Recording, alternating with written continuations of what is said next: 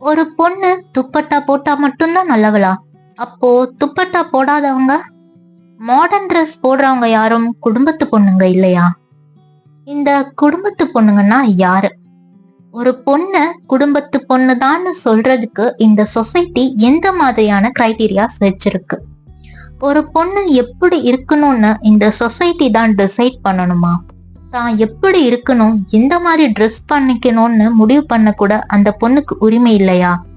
இப்படி பல கேள்விகளை நமக்குள்ள கொண்டு வந்து அதுக்கான விடைகளையும் சொல்லக்கூடிய புத்தகம்தான் இந்த துப்பட்டா போடுங்க தோழி. நூலாசிரியர் கீதா இளங்கோவன்.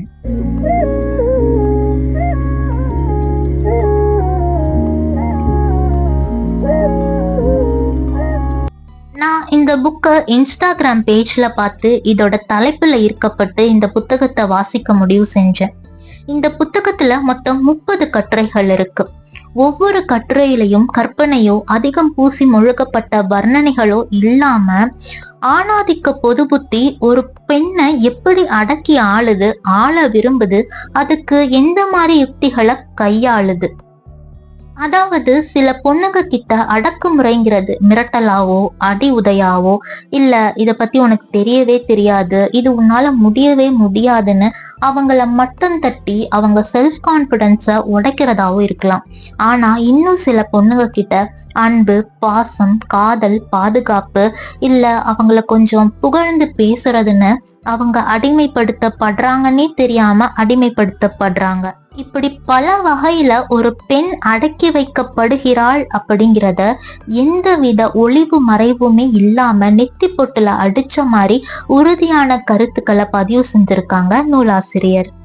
ஒரு பெண் பிறந்ததுல இருந்து அவங்க சாகுற வரைக்கும் அந்த பொண்ணை இந்த சொசைட்டி எப்படி நடத்துது, அவங்க எந்த மாதிரியான ட்ரெஸ் பண்ணிக்கணுங்கிற அடிப்படை சுதந்திரம் கூட தராம அவங்க பாதுகாப்புக்காக சொல்றோம் இல்ல it just for fun dupatta போடுங்க தோழின்னு சொல்லி அவங்க உடல் மேல அவங்களுக்கே வெறுப்பை ஏற்படுத்துது. சுடிதார்களில் ஏன் பாக்கெட் வைப்பதில்லைன்னு சின்ன கேள்வியில ஆரம்பிச்சு ஒரு நல்ல குடும்ப பொண்ணா தேடுற இந்த சமுதாயம் ஏன் ஒரு நல்ல குடும்ப ஆணை தேட மாட்டுது? ஒரு பொண்ணு நல்ல குடும்ப பொண்ணு இல்லைன்னு ஒதுக்கி வைக்கிற இந்த சமுதாயம் ஏன் ஒரு ஆணை நல்ல குடும்ப ஆண் இல்லைன்னு ஒதுக்கி வைக்க மாட்டுதுன்னு பல கேள்விகள் இந்த புத்தகத்துல இருக்கு.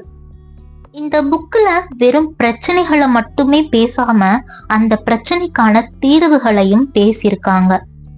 உதாரணமா பெண் குழந்தைகளை வீட்டுல எப்படி நடத்தணும், அவங்கள முதல்ல சுதந்திரமா எந்த தயக்கமுமே இல்லாம பேச விடுங்கன்னு ஆரம்பிச்சு கற்பு, சுயப்பறிவு, நட்பு, பயணம், வேலை, சம்பாத்தியம், வாகனம் ஓட்டுதல், உடற்பயிற்சி, பாலியல் கல்வி, குடும்ப கட்டுப்பாடு வரைக்கும் பல டைமென்ஷன் சொல்லி ரொம்ப ரொம்ப எளிமையான வகையில எல்லாருக்குமே புரியுற மாதிரி எழுதியிருக்காங்க.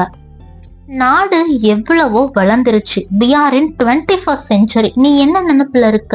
வீட்டை ஆளும் பெண்கள் இன்று நாட்டை ஆளவில்லையான்னு பெருமை பேசுறவங்க தலையிலேயே கொட்டு வைக்கிற மாதிரி இருக்கு இந்த புத்தகம். இந்த புக்கை படிக்கிற ஒவ்வொரு பெண்ணுக்குமே நம்மளாலையும் ஏதாவது செய்ய முடியுங்கிற நம்பிக்கையும் தைரியமும் வரும். அப்படிப்பட்ட நம்பிக்கையின் வெளிப்பாடுதான் நானும் கூட. இந்த புக்ல எனக்கு நிறைய வரிகள் பிடிச்சிருந்தது. அதுல ரொம்ப ரொம்ப பிடிச்ச 2 வரிகள். முதல் வரி, உனக்கு பிடித்தமான உடையை அணிந்து தன்னம்பிக்கையுடன் கம்பீரமாக நிமிர்ந்து நடை போடு. உன் உடையை விமர்சித்து யாராவது குறை கூறினால், மோசமாக பேசினால் அது அவர்கள் அறியாமையை காட்டுகிறது என்று புரிந்து கொள் கண்ணம்மா.